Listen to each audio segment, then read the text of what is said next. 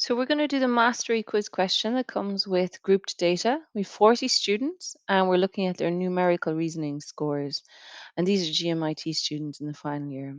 We can copy the data straight into Excel and it's going to require a little bit of editing to get it in the right format. So we'll just go for a new sheet here and paste this in. So I'm just going to delete these rows here because we have no need for those. So just delete these ones, right click and delete.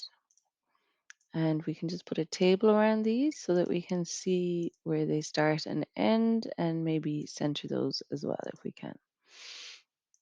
So you'll see one of the things that comes through here, which is a problem for students, is the first value, which was supposed to be 1 to 20, often defaults to a date. So the best thing to do is to change the format here to text and just put in 1-20 and it should hold it for you there. We want to fill in these two values here. So I am going to just delete the values here for x. And we know that x is going to be this value plus this value. So we can just type it in equal to 5 plus the value in this category, which is 12. And this is giving us 17 here. And we know that the y value here is going to be 17 plus 11. So it's equal to 17 plus 11 and enter. And these are our xy values here. So again, we can fill these in. So we have 17 for our x, and for our y value, we had 28. Now, the next question is looking for the mean. And in the past, we would have typed in equal to average, and it would have been very easy for us to do. We can't do that on grouped frequency. So what we have to do is we have to use the formula that we're given for grouped frequency. So if we click in here into the sample journal, we'll see the formula that comes with this. And it's this one here. For grouped data, there's no Excel formula function. You have to use this idea here. And I'm going to take a little screenshot of it so that we have it beside our question. And it will help us make sense of it as we're working on it. So I'm going to paste this into our Excel here. So in order to do this, we need to find the frequency, which we have, these values here, times the midpoint. And the midpoint is the halfway between each of these category values here. So I'm going to copy this row and bring it down here. And then I'm going to put in midpoint so that we can do these calculations. So the halfway point is going to be 20 minus 1 divided by 2 to tell us what the halfway point is, and then we add it on to our initial value. This takes a little bit of getting used to, but it'll be the same format each time. So it's equal to 20 minus 1. I'm going to put this in brackets, and then divide that by 2. So we need to add 9.5 onto 1 each time. So it's going to be equal to 1 plus 9.5. So that's our midpoint for between 1 and 20. We're going to do the same here. It's going to be 21 plus 9.5. I need to put an equal to at the start of this to get the value.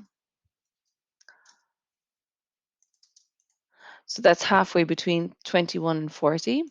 Here we have equal to, and we're starting with 41 plus 9.5.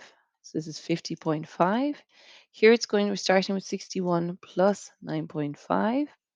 Again, must put my equal to value at the start. And this one is going to be 81 plus 9.5.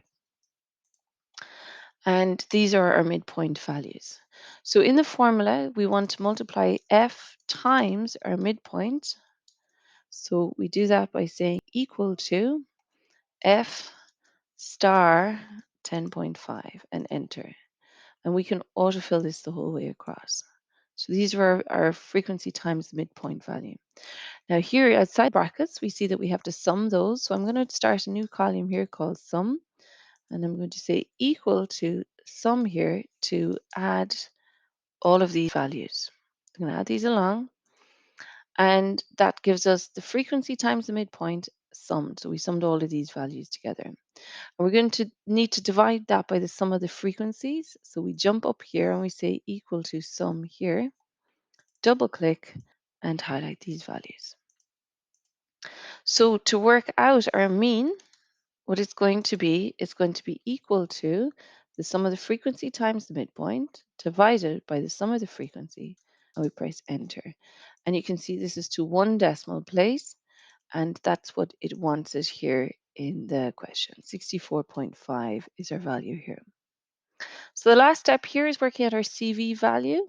So we want to find out the coefficient of variation for the IT SLIGO students if they had a mean math score of 55 and a standard deviation of this. I'm going to bring this data back into the question here. And remember, to work out your CV value, it's going to be equal to the standard deviation divided by the mean. And this is all multiplied by 100. So just to kind of help you along with the formula. So in our question, we have equal to our standard deviation is 4.3 divided by our mean, which is 55.6 star 100. We press equal to, and we want this to one decimal place. So it's going to be 7.7. So we have 7.7 here. And then we can submit and finish, and we can see all of those answers are correct.